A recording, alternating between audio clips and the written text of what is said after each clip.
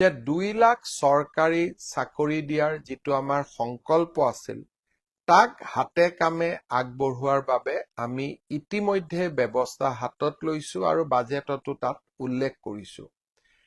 ঠিক তেনেদৰে আমি নিৰ্বাচনৰ আগতে যিবিলাক জনদৰদী কল্যাণকামী আঁচনি হাতত লৈছিলো, বাজেটৰ কাৰণে আঁচনিবোৰ মাজত দুটামাহ আমি কৰিব পৰা নাছিলো, তাক পুনৰ আৰম্ভ কৰাৰ বিষয়েও আমি এইবাৰ বাজেটত উল্লেখ কৰিছো।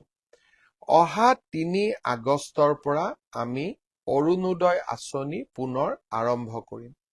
সিদিনাখন প্ৰতিখন পঞ্চায়ততে আমি সৰুকৈ এখন সভা অনুষ্ঠিত কৰিম আৰু অৰুণোদয় আঁচনিৰ প্ৰথমটো কিস্তি নতুন চৰকাৰৰ আমি প্ৰদান কৰিম।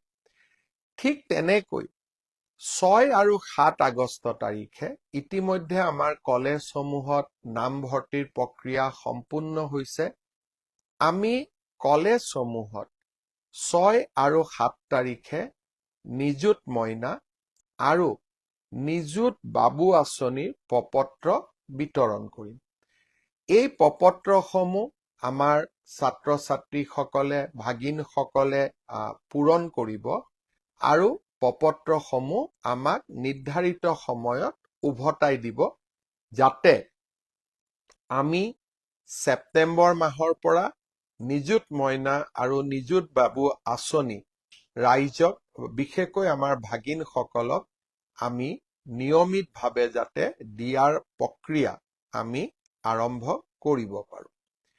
ইয়াৰ লগতে আগষ্ট মাহৰ পৰাই আমি কম মূল্যত যি চাউলৰ লগত চেনি বা দালি যোগান ধৰিছিলো, সেই যোগানৰ প্ৰক্ৰিয়াও আমি আগষ্ট মাহত আৰম্ভ কৰিম।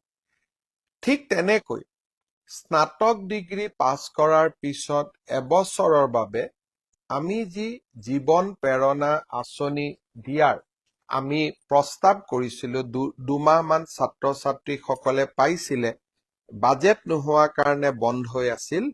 এই জীৱন প্ৰেৰণাও আমি পুনৰ ছেপ্টেম্বৰ মাহৰ পৰা দিয়া আৰম্ভ কৰিম। মই আগতে আপোনালোকক কৈছিলো যে আজি মই ফেচবুক লাইভ এটা বিশেষ স্থানৰ পৰা কৰিছো, যাক মই আপোনালোকক দেখুৱাব বিচাৰো। এই গোটেই বিল্ডিংটো হৈছে মুখ্যমন্ত্ৰীৰ কাৰ্যালয়। মই ভাবো যে প্ৰতিজনৰ ঘৰতে হওক, প্ৰতিজনৰ কাৰ্যালয়তে হওক এটাকৈ পুথিভঁৰাল বা কিতাপৰ আলমিৰা থকাটো অতিকে প্ৰয়োজনীয়। মই যেতিয়া অসমৰ মুখ্যমন্ত্ৰী হৈছিলো, মই সিদ্ধান্ত লৈছিলো যে মোৰ সচিবালয়ত মই এটা লাইব্ৰেৰী নিৰ্মাণ কৰিম। চাওঁতে চাওঁতে এই লাইব্ৰেৰীত এতিয়া 5000 কিতাপ গোট খালে। আৰু যদি আপোনালোকে মোৰ লাইব্ৰেৰীত থকা কিতাপবোৰ চাব বিচাৰে, বেজবৰুৱাৰ ৰচনাৱলী, ভাৰতীয় জ্ঞান কোষ, আমাৰ কামাখ্যা মন্দিৰৰ ওপৰত লিখা কফি টেবুল বুক, মদ ভাগৱত, আমাৰ প্ৰধানমন্ত্ৰী নৰেন্দ্ৰ মোদীৰ ওপৰত কেইবাখনো পুথি, কটন কলেজ, বিশ্বকোষ, ইয়াতে আমি আমাৰ স্বামী বিবেকানন্দ, মোদী at 20, অসমৰ চাহ, কেইবাখনো এনেকুৱা মই ভাল পোৱা কিতাপ ইয়াতে আমি ধৰি ৰাখিছো। আৰু মই ভাবো যে এই ধৰণে আমাৰ প্ৰতিজনৰ কাৰ্যালয়ত বা ঘৰত সৰুকৈ যদি এটা আমি লাইব্ৰেৰী নিৰ্মাণ কৰিব পাৰো বা আলমাৰীত কেইখনমান বহুমূলীয়া কিতাপ যদি আমি সংগ্ৰহ কৰিব পাৰো, তাক আমি মাজে মাজে পঢ়িব পাৰো, মই ভাবো আমাৰ জীৱনৰ প্ৰতি থকা যিটো আমাৰ দৃষ্টিভংগী সি সদায় সঠিক আৰু শুদ্ধ হৈ থাকিব।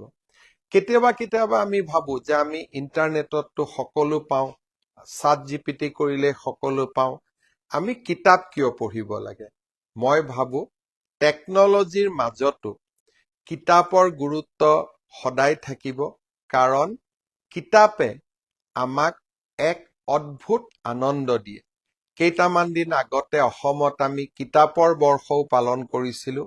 মই ভাবোঁ যে এইবাৰো আপোনালোকে আমি যদিও আনুষ্ঠানিকভাৱে কিতাপৰ বৰ্ষ বুলি কোৱা নাই, আপোনালোকে কিতাপ কিনাৰ অভ্যাসটো এৰি নিদিব আৰু খালি কিনিলেই নহ'ব, কিতাপ নিশ্চিতভাৱে পঢ়িবও লাগিব।